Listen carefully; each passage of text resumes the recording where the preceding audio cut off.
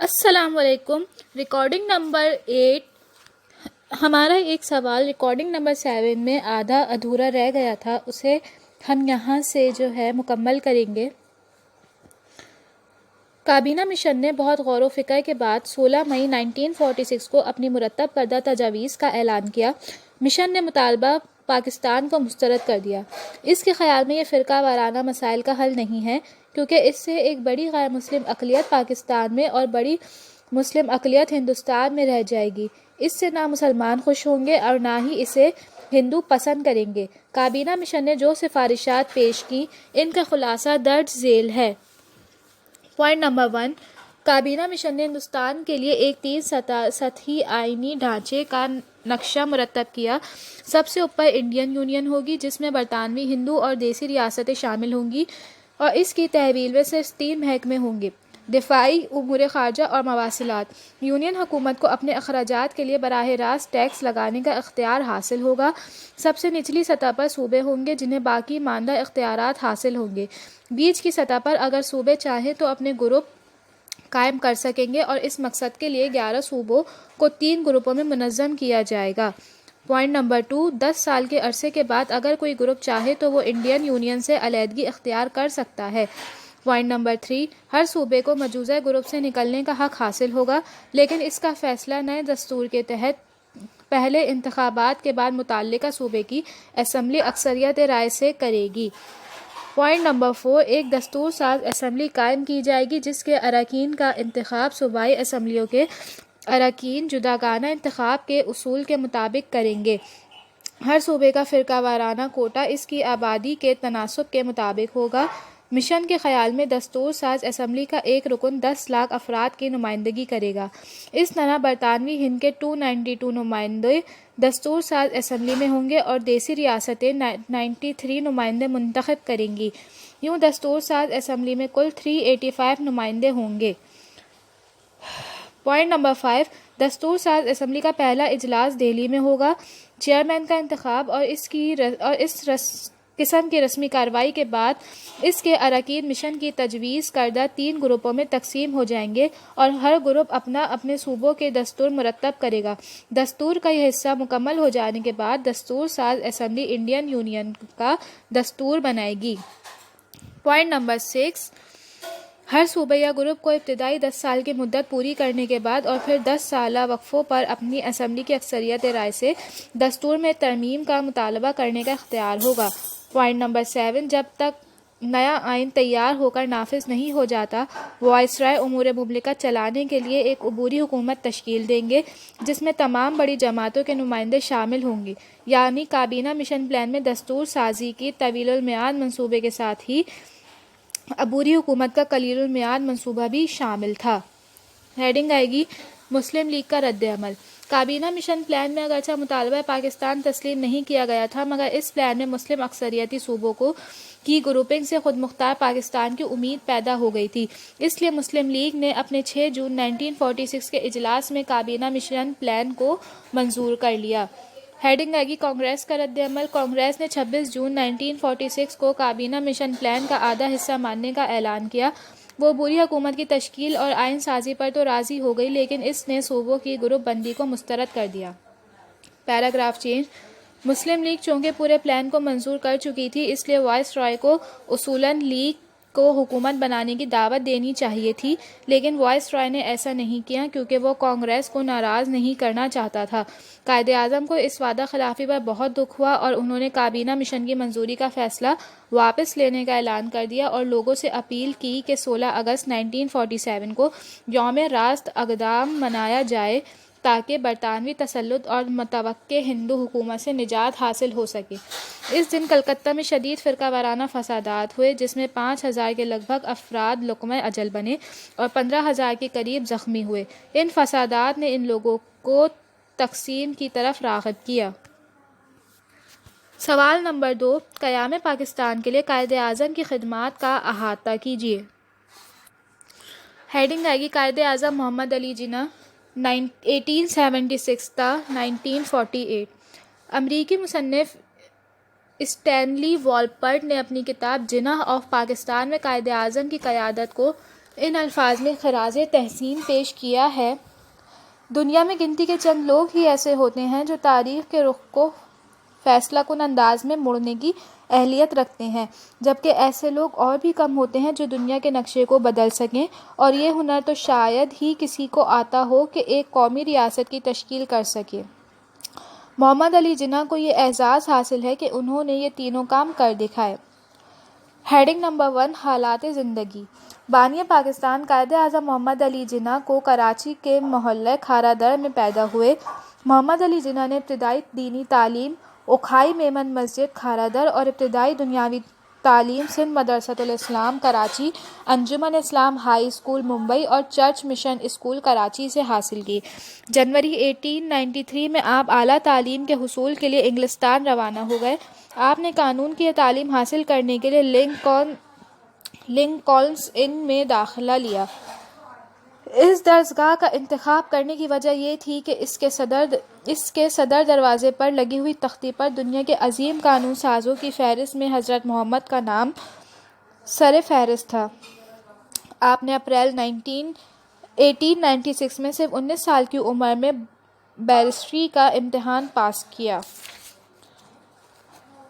Heading number 2: سیاسی زندگی کا آغاز۔ دسمبر 1906 میں کانگریس کا سالانہ اجلاس کلکتہ میں منعقد ہوا۔ اس اجلاس کی صدارت مشہور کانگریسی رہنما دادا بھائی نورجی نے کی۔ محمد علی جناح کا کسی سیاسی اجلاس میں شریک ہونے کا یہ پہلا موقع تھا۔ اس موقع پر کانگریس کے پلیٹ فارم سے آپ نے جو سیاسی تقریر کی وہ مسلمانوں ہی کی ایک قانونی مسئلے سے متعلق تھی، جسے وقف علی الاولاد کے نام سے موسوم کیا جاتا ہے۔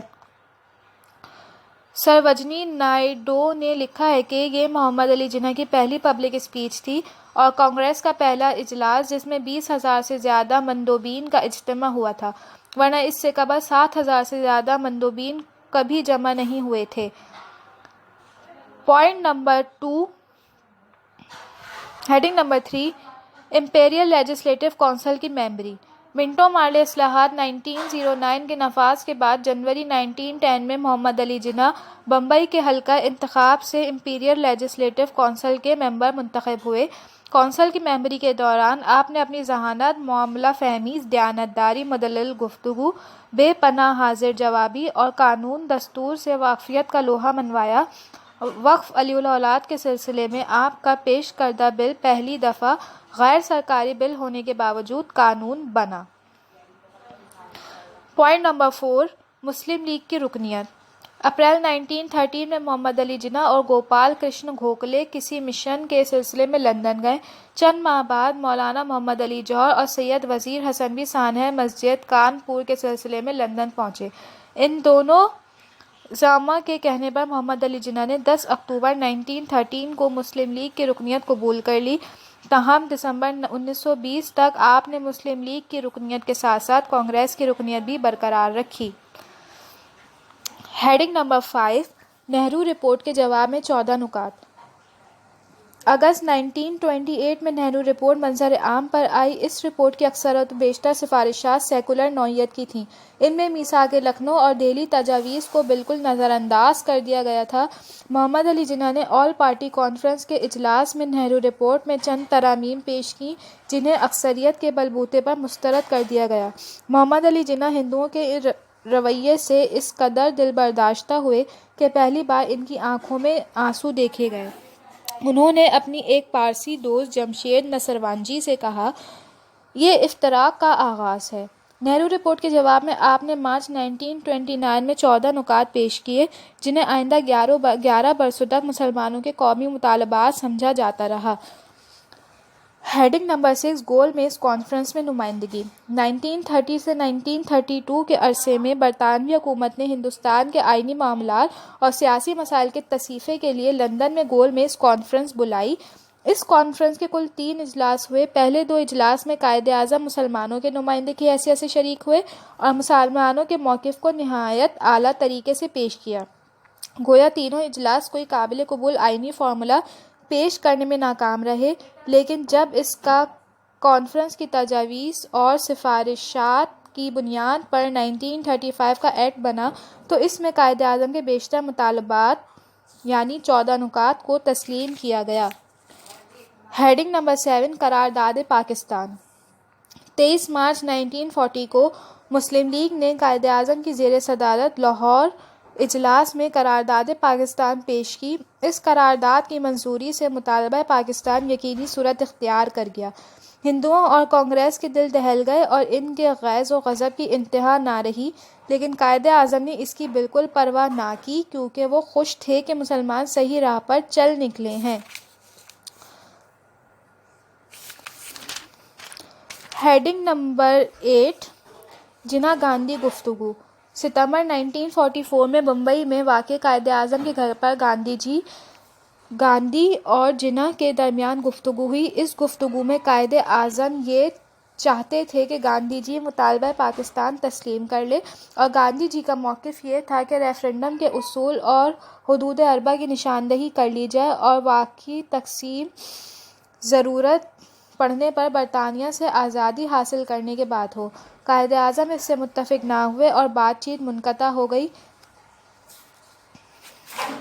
Heading number 9 Delhi convention. عام انتخابات کے بعد 10 اپریل 1946 کو قائد اعظم نے مسلم لیگ کے منتخب اراکین کا ایک کنونشن بلایا۔